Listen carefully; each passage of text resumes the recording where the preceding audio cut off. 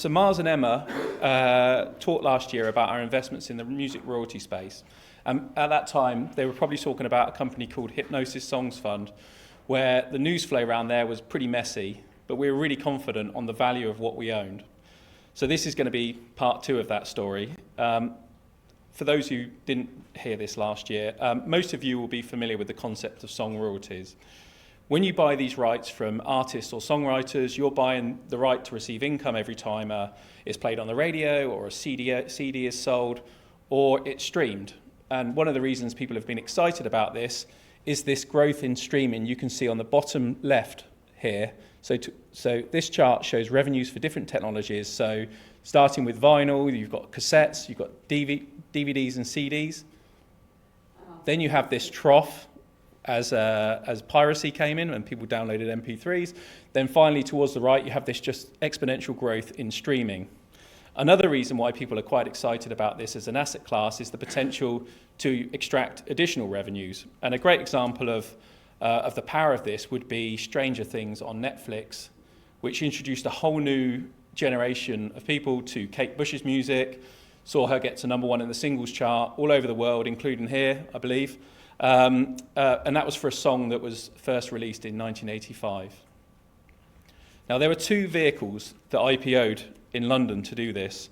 One was called Hypnosis Songs Fund, and the other was called Roundhill Music. Hypnosis Songs Fund had the Great Digger song. They got there first.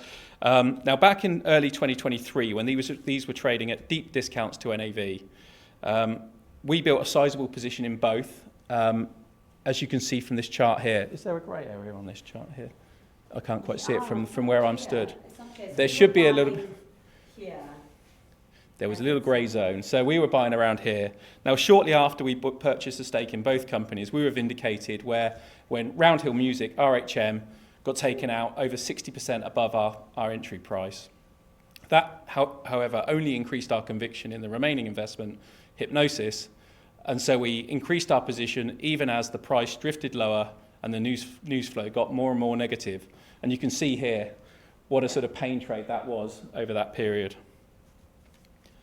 Now, these were similar investments, similar companies doing similar things. They were valued by the same valuation agent, and they ultimately had the same outcome. But there were two very different paths to get there. In the case of Roundhill Music, it was all very easy. A buyer came in, negotiated with the board, they presented it to shareholders, we were delighted to take it. In the case of Hypnosis Songs Fund, however, shareholders had to really roll their sleeves up and fight for it. Now, to skip over a very busy time for shareholders, we, shareholders, blocked the company selling a big portion of the assets to the manager at a large discount. We voted against the company continuing in its current form. That then triggers a 6-month process where the board has to go away and come up with an alternative plan for the future. We also changed the board, so we sacked the chairman. 2 other directors resigned on the eve of the AGM, so presumably had been voted off as well. We also put forward 2 directors, one of which became the chairman, and that chairman had been the chairman at Roundhill Music, so he'd had experience going through an M&A process. He understood the investment company audience, so his shareholder base, he understood the asset class, and he'd gone through this M&A before. Happily, on 18th of April earlier this year, Hypnosis Songs Fund announced a takeover bid, a recommended takeover bid, that was a 33% plus premium to the prior month-end value.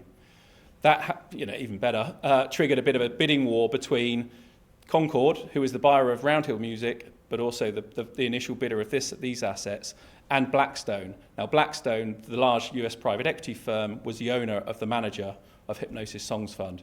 So you had this bidding war play out, and ultimately, Blackstone came back and bid a 12% premium to that initial bid. So all in all, we got out at about a 50% premium to that end of March value.